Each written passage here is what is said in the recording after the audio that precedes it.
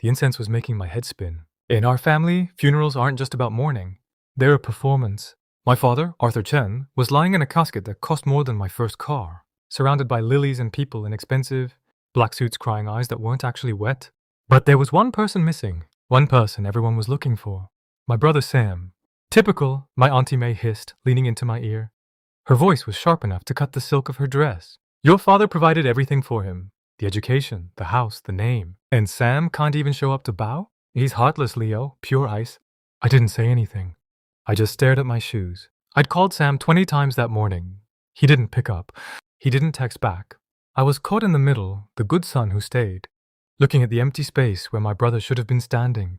To the world, my dad was a pillar. He was the guy who donated to the community centers, the guy who mentored young entrepreneurs, the self-made success story. But to Sam? Sam had looked at our dad like he was a stranger for the last 10 years. The service ended. The burial was a blur of gray sky and damp earth. Through the whole thing, the whispers followed me like a shadow. Did you hear? Sam isn't coming. Can you believe it? After everything Arthur did for him. Some kids are just born ungrateful. 2 days later, we were gathered in a mahogany-paneled office downtown. It was time for the reading of the will. The room felt small. My mother sat in the front, her face a mask of stoic grief. My uncles and aunts lined the back wall like vultures waiting for a carcass. And then the door opened. Sam walked in. He wasn't wearing a suit, just a plain black t-shirt and jeans. He looked tired, not I've been crying tired, but I've been carrying a mountain on my back tired. The room went silent. You could feel the heat of the judgment. My Uncle David actually scoffed out loud. Sam didn't look at any of them. He sat in the very last chair in the corner and stared at the floor. The lawyer, a stiff guy named Mr. Sterling, cleared his throat. He went through the basics first. The house went to my mother. The stocks were split between various trusts. Then, he got to the personal distributions. To my son Leo, Sterling read, I leave the family estate in the Hamptons and my interest in the primary firm. I hope he continues the legacy with the same pride I held. I felt a lump in my throat. It was a lot, too much. Sterling paused, adjusted his glasses, and looked at Sam. The air in the room seemed to vanish. To my son Samuel, Sterling's voice dropped an octave. I leave nothing. No assets, no funds, and no title. It is my final wish that he be completely severed from this family's legacy. He knows why. A collective gasp hit the room. My mother closed her eyes. Auntie May whispered, Good, he deserves it. I looked at Sam, expecting him to explode, to scream, to cry about the unfairness of it. But he didn't even flinch. He just nodded once, like he'd heard a weather report he already expected. He stood up to leave, before Sterling could even finish the closing statement. Sam, wait! I yelled, pushing past my uncles. I caught him in the hallway, near the elevators. Sam, man, stop!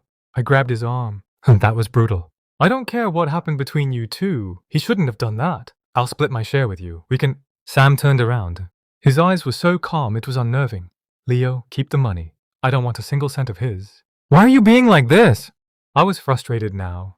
He's dead, Sam. Whatever fight you guys were having, it's over. The whole family thinks you're some kind of monster because you didn't show up. They think you're selfish. Sam leaned against the wall, watching the elevator numbers count down. Is that what they think? That I'm the selfish one?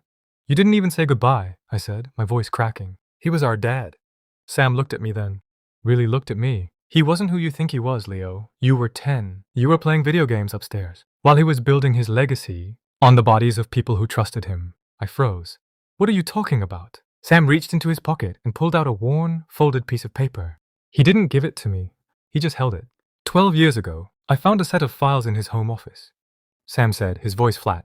He wasn't just a businessman. He was running a massive predatory lending scheme. He was targeting immigrant families, people who looked like our grandparents, and draining their life savings through shell companies. He ruined hundreds of lives, Leo. People lost their homes. One guy, he didn't survive the stress. He took his own life. I felt like I'd been hit in the chest with a sledgehammer. No, that's not possible. Dad was a good man. I took the files, Sam continued, ignoring me. I went to the feds.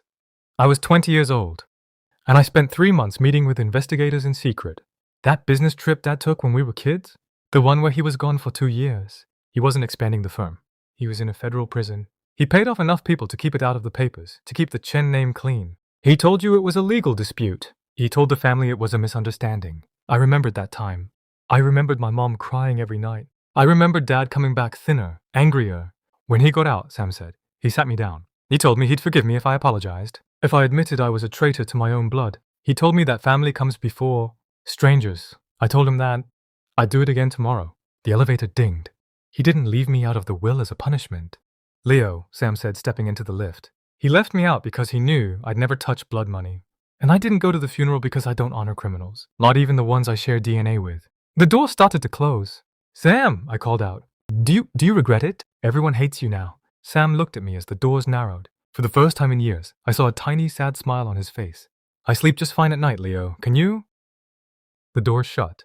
I stood in that hallway, surrounded by the smell of expensive carpet, and the sound of my family inside, laughing about how justice was served. I looked at the legal documents in my hand, the inheritance. The legacy, the pride of the Chen family. Suddenly, it felt like I was holding a handful of ash. I walked back into the room. My Auntie May looked up and smiled. Is he gone? Good riddance. Now, Leo, let's talk about the estate. I looked at her, then at my mother, then at the ghost of my father hanging over all of us. And I realized that the only person in this family who was actually free was the one who walked away with nothing.